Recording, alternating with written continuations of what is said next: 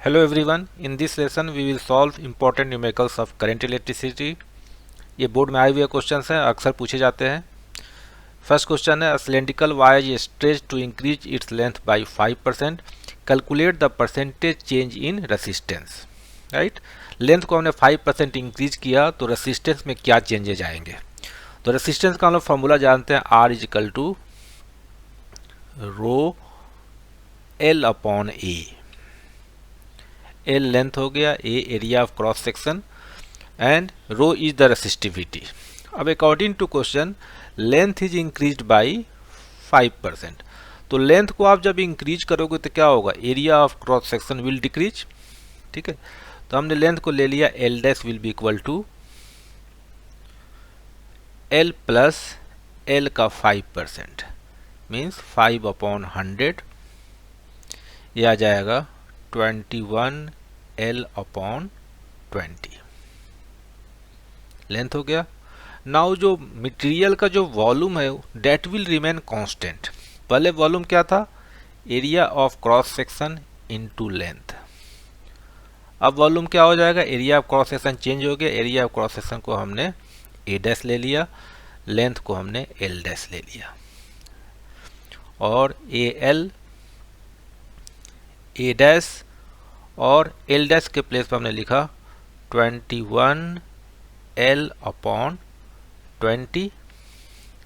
L से L cancel out हो जाएगा और ए डैश की वैल्यू आ जाएगी 20 अपॉन 21 ए। राइट, तो एरिया ऑफ क्रॉस सेक्शन क्या हो गया, कम हो गया। अब रेसिस्टेंस आर डैश की वैल्यू हो जाएगी, R dash will be equal to, resistivity में कोई फर्क नहीं पड़ता, resistivity will be same. L के प्लेस पर हमने लिख दिया 21 L upon 20 divided by A dash के प्लेस पे लिख दिया हमने 20 ए अपॉन 21। एक लाइन और लिख दे रहा हूं ऊपर में समझने के लिए, R dash will be equal to rho L dash upon A dash और एल डैश की वैल्यू ये हो गया और ए डैश की value 20 A upon 21। So R dash will be equal to 441, 21 का square 441 upon 400, rho L by ये हो जाएगा। इसको आप लिख सकते हो R dash equal to 441 upon 400 into R. Right, अब देखो we have to find percentage change in resistance. तो इसके लिए हम लोग क्या करेंगे, परसेंटेज के लिए हम लोग फाइनल रेसिस्टेंस आर डैश इंक चेंज कर ले रहा हूँ, R dash minus R upon R into 100, ये हमें कैलकुलेट करना है। तो आर डैश की वैल्यू पुट कर दे रहा हूँ, this is equal to 441 upon 400 R minus R divided by R into 100, ये आ जाएगा सिंप्लीफाई करने पे 441 माइनस 400, 41 अपॉन 400 इंटू 100, ये आ जाएगा 41 by 4, this is equal to 10.25%। Resistance इतना इंक्रीज कर जाएगा। राइट, चलते हैं सेकंड क्वेश्चन पे। सेकंड क्वेश्चन में पोटेंशियल डिफरेंस और 4 सेल्स का दिया हुआ है ग्राफ और करंट का ग्राफ दिया हुआ है। Right, 4 cells of internal EMF E and internal resistance R are connected in series with variable resistance R. The graph is terminal voltage with respect to current. What is the EMF of each cell? Calculate internal resistance of each cell. और for what current from the cell does the maximum power dissipation occur in the circuit? ठीक है, तो इसके लिए हम लोग क्या करेंगे, 4.2 जब टर्मिनल वोल्टेज है तो करंट 0.5 है, 2.8 पे 1 एम्पियर है, 1.4 पे 1.5 है। तो टर्मिनल वोल्टेज का हम लोग फॉर्मूला जानते हैं, V इक्वल टू होता है E माइनस आई आर। दो इक्वेशन फॉर्म करेंगे।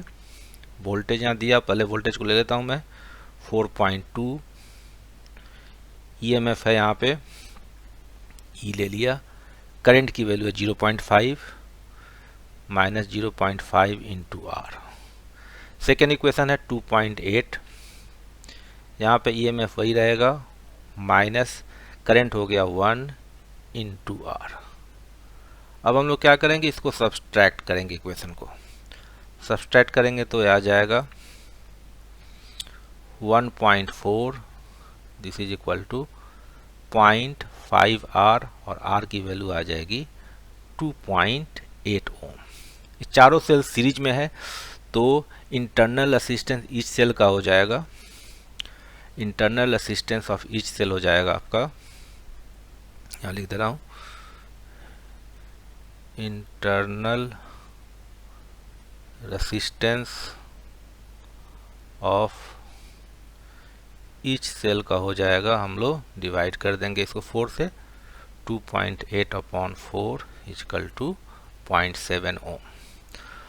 सेकेंड इक्वेशन में हम लोग आर की वैल्यू पुट करेंगे, 2.8 equal to E minus 1 into 2.8, तो ईएमएफ हो गया 5.6 वोल्ट, राइट। तो हमें निकालना है ईएमएफ ऑफ ईच सेल। तो ईएमएफ ऑफ ईच सेल के लिए क्या करेंगे, और 4 सेल्स हैं तो ईएमएफ ऑफ ईच सेल के लिए हम लोग 4 से डिवाइड करेंगे, EMF of each cell will be equal to 5.6 divided by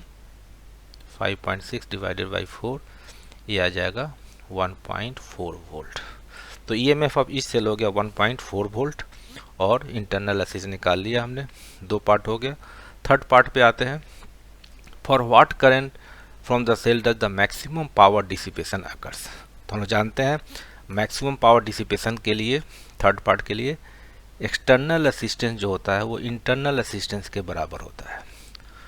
तो ईएमएफ हो गया ई इक्वल टू क्या होगा, आर प्लस आर है, ईएमएफ हम लोग चारों सेल का लेंगे यहाँ पे 5.6, एक्सटर्नल असिस्टेंस की वैल्यू आ जाएगी 2.8, और इंटरनल असिस्टेंस हम लोग 2.8 लिए हैं, तो ये आ जाएगा current will be 1 ampere, right. तो मैक्सिमम पावर डिसिपेशन में external assistance equal to internal assistance. अब ये आता है व्हीटस्टोन ब्रिज पे बेस सम है। यहाँ पे क्या है, इसको हमने R1 ले लिया, ये R1 है, और इसको R2 ले लिया, तो R1/R2 का रेशियो क्या हो गया यहाँ पे, दिस इज इक्वल टू 1/2। यहाँ पे हमने R3 ले लिया और इसको R4 ले लिया, तो R3/R4 भी क्या हो गया, this is also equal to 2/4 means 1/2। तो रेशियो सेम है, तो no current will flow through this 5 ohm resistor, इससे कोई करंट फ्लो नहीं होगा। तो 1, 2 क्या हो जाएंगे, आपस में सीरीज हो जाएंगे, और 2, 4 भी सीरीज में हो जाएंगे, तो इक्विवेलेंट रेसिस्टेंस हो जाएगा 1/RP इक्वल टू 1/3 प्लस 1/6। ये दोनों आपस में सीरीज है, 1 और 2, 3 हो गया, 2 और 4 आपस में सीरीज है, ये भी 6 हो गया, और दोनों आपस में क्या हो जाएंगे, दोनों सर्किट पैरेलल हो जाएंगे, तो ये आ जाएगा आरपी की वैल्यू आ जाएगी, दिस इज इक्वल टू 6, ये आ जाएगा 2 + 1, और आरपी आ जाएगा आपका 6/3, दिस इज इक्वल टू 2 ओम। अब करंट निकालना, करंट कितना हुआ, सेल का ईएमएफ दिया हुआ है 4 volt, 4/2, this is equal to 2 ampere.